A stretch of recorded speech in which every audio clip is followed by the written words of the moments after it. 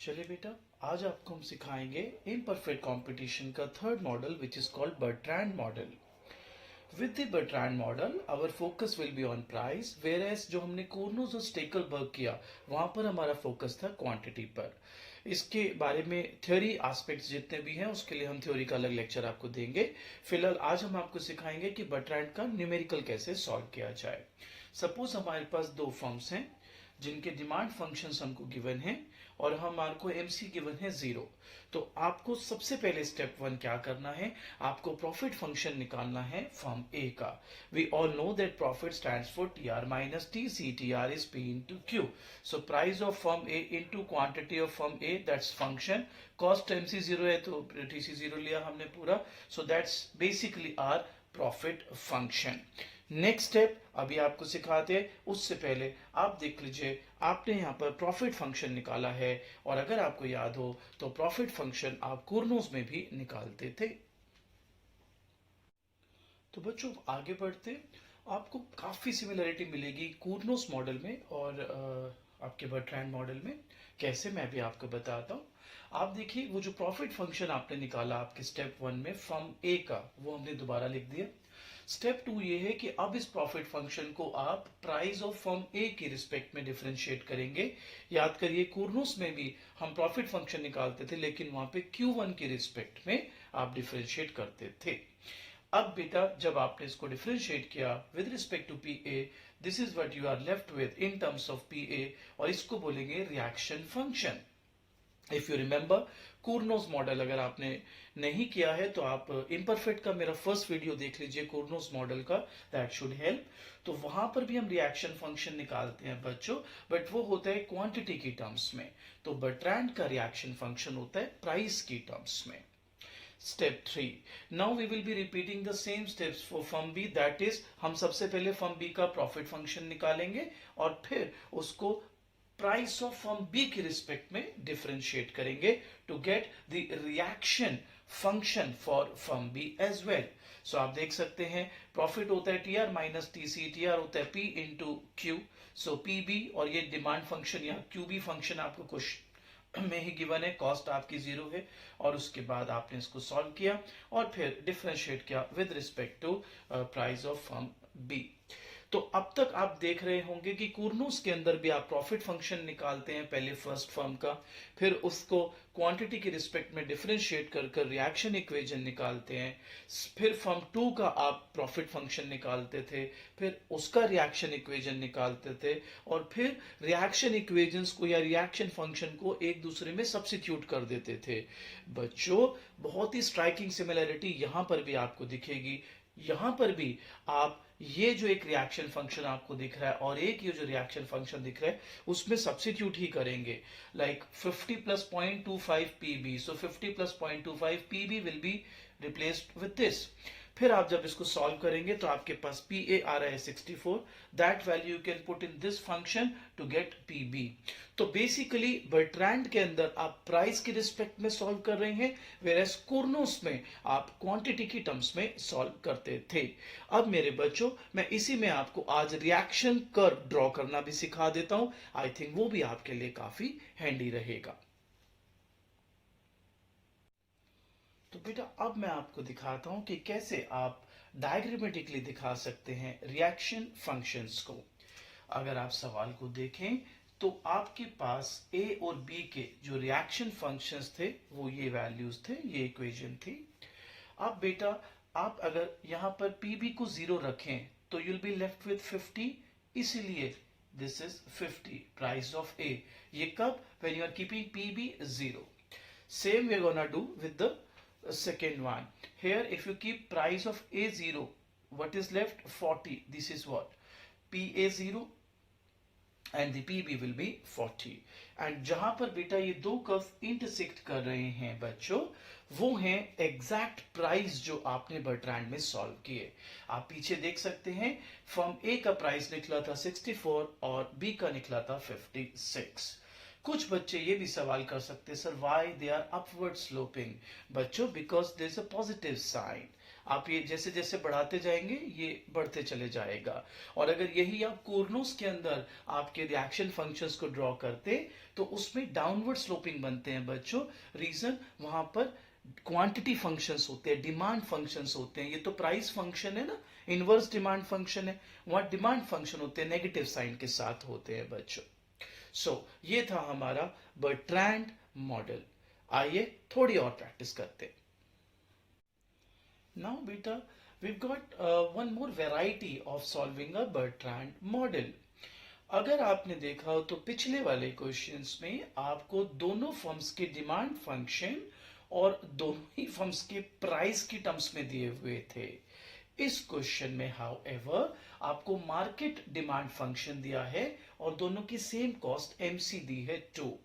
तो फिर आपको बोला गया कि बर्ट्रैंड मॉडल से इसको सॉल्व कीजिए। अगर आपको पूरा मार्केट डिमांड फंक्शन ही गिवन है और साथ में कॉस्ट फंक्शन गिवन है, तो फिर आप यूज करेंगे बर्ट्रैंड पैराडॉक्स। बर्ट्रैंड पैराडॉक्स क्या होता है वो हम आपको बताते हैं। देखिए, जब परफेक्ट कंपटीशन होता है तो बात समझ आता है कि बहुत सारी फर्म्स हैं और बहुत कंपटीशन है और एक जैसा गुड ही बेच रहे हैं, तो एक ही प्राइस पर बेचते हैं और वो लोएस्ट प्राइस होता है क्योंकि कंपटीशन बहुत ज्यादा होता है, इसलिए P is equal to MC condition होती है।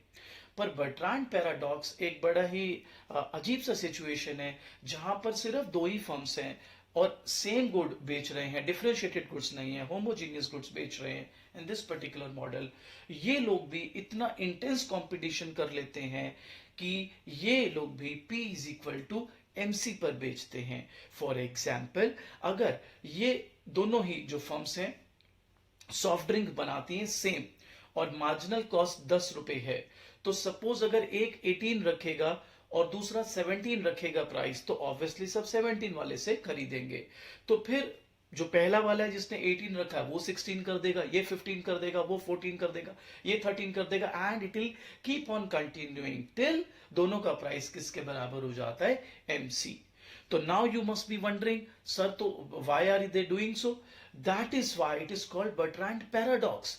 It is paradoxical to see that even as low as two firms are competing as if there is a complete perfect competition having large number of firms. और जब हम theory में इसकी बात करेंगे तो हम इसमें और प्रकाश डालेंगे। फिलहाल अगर आपको बर्ट्रैंड मॉडल का क्वेश्चन आता है और पूरा डिमांड फंक्शन गिवन है, तो बच्चों आपको परफेक्ट कंपटीशन की तरह ही P is equal to MC को लगा के सॉल्व करना है। अब अगर आप नोटिस करो तो ये P is equal to MC perfect competition में भी हम यूज करते हैं। परफेक्ट आप याद करें, अभी जो आप कर रहे हैं बर्ट्रैंड मॉडल, इसके अंदर भी आप इसको यूज करते हैं। तो अब P is equal to MC अगर मैं यूज करना चाहूं तो आप बताइए बच्चे, P is equal to MC, MC being 2, तो प्राइस तो 2 ही आ गया। Now putting that 2 in the market demand function, I am left with the market quantity which is 9। तो बच्चों बर्ट्रैंड करते हुए आपको ये जरूर देख लेना चाहिए वेदर आपको मार्केट डिमांड फंक्शन गिवन है या स्प्लिट डिमांड फंक्शन गिवन है ईच फर्म के। सो गाइस, आइए और ज्यादा इसको अच्छे से क्लियर करते हैं। I got one more question for you. अब आप अगर देखें तो Q1 Q2 again split function है।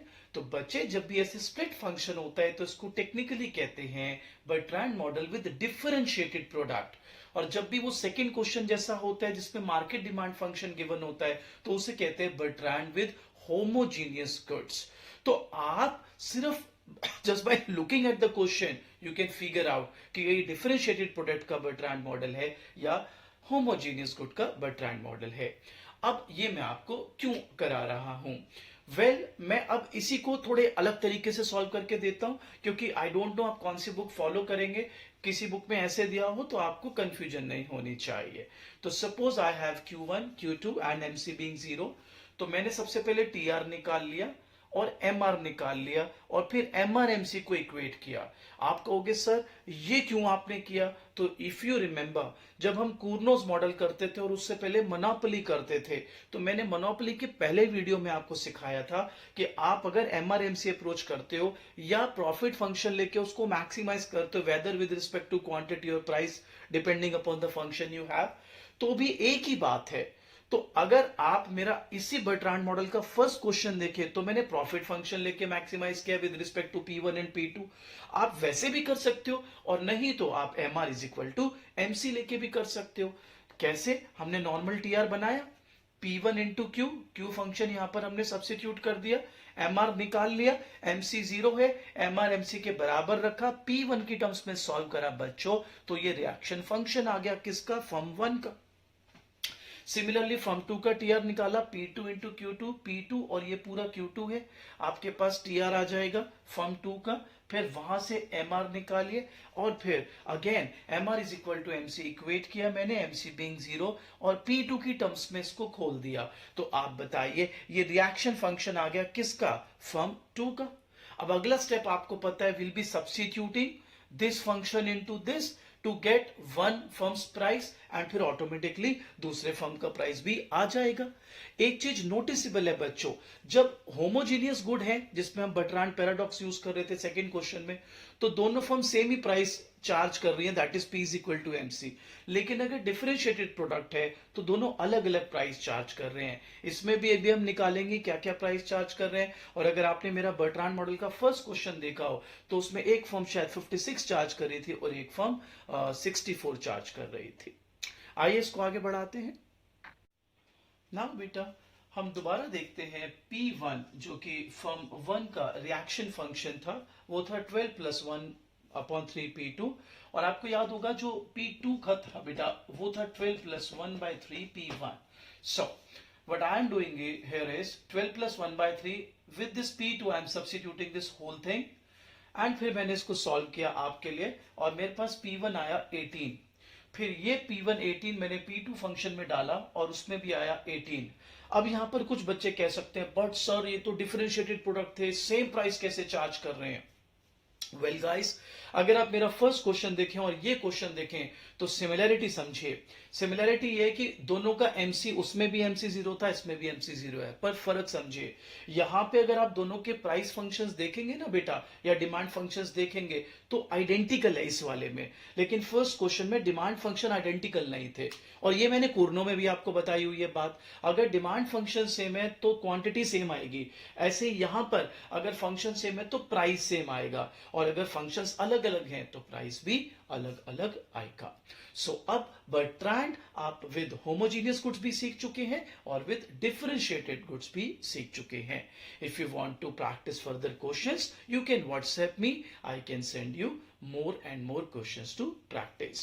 My WhatsApp number is this.